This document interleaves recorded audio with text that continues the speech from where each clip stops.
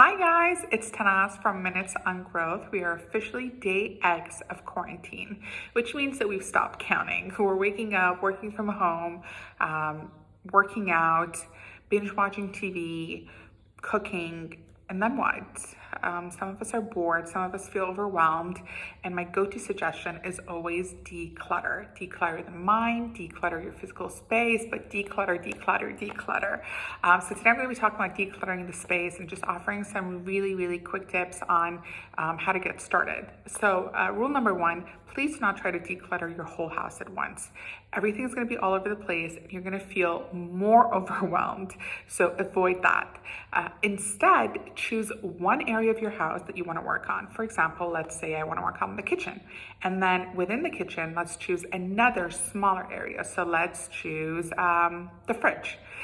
And then allocate 10 to 15 minutes, go inside your kitchen, open your fridge, and look for the vitamins. Have they expired? Or, for example, the flour, the dairy, looking at the expiration dates, bringing the ones that are going to expire soon to the front, separating the fruits and vegetables, cleaning it out.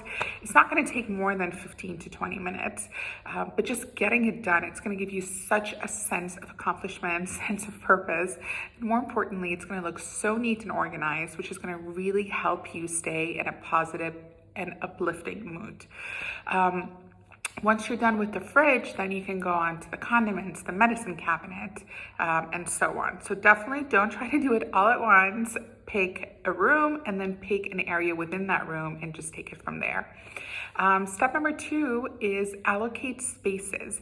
So what I like to do is create spaces for items if I don't already have a space for them. So for example, shoe rack. I don't have a shoe rack, but I've decided to create this little area inside the laundry room for the shoes. That way the shoes aren't scattered by the door all the time. Or for the mail, usually you enter the house and you just throw the mail on the dining table. So instead I've created a little shoe box, so that's where the mail goes. Or I've created this little area in one of the drawers where I've gotten dividers for the keys, for things that I don't know if I want to have them or not. So it's like my cluttered space. I've assigned a cluttered space. So when I do want to declutter, I go through it. So just creating spaces for everything makes life so much easier. And then I suggest going to the bedroom. I usually like to leave that for the end. The reason being is it's a much more sentimental process. So when we're going through our clothes, some of them we hold on to them, not because we're wearing them, but because they have sentimental value for us. There's memories attached to that piece of clothing. So it's gonna take a much longer time. So I like to leave it to the end so I don't get discouraged. So that, tackle the easy parts first.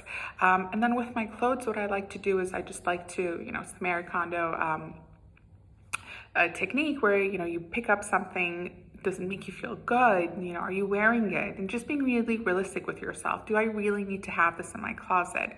If not, do I want to donate it or do I want to sell it online? But just going through our wardrobe one by one. So again, tackling the shirts first, and then once you're done with that, tackling the jeans. Once you're done with that, the shoes and the bags and so on. Please, again, do not throw everything in the middle of the room. It's going to overwhelm you and you're going to become really mad at me. So anyways, I hope that these tips are useful for you, and I hope that you use this time to declutter your house and hopefully declutter your mind of any limiting beliefs, opinions, thoughts, and perceptions. I have a podcast episode on it, but I'm going to be recording a video on it as well. Thank you for listening. Stay safe and talk to you soon.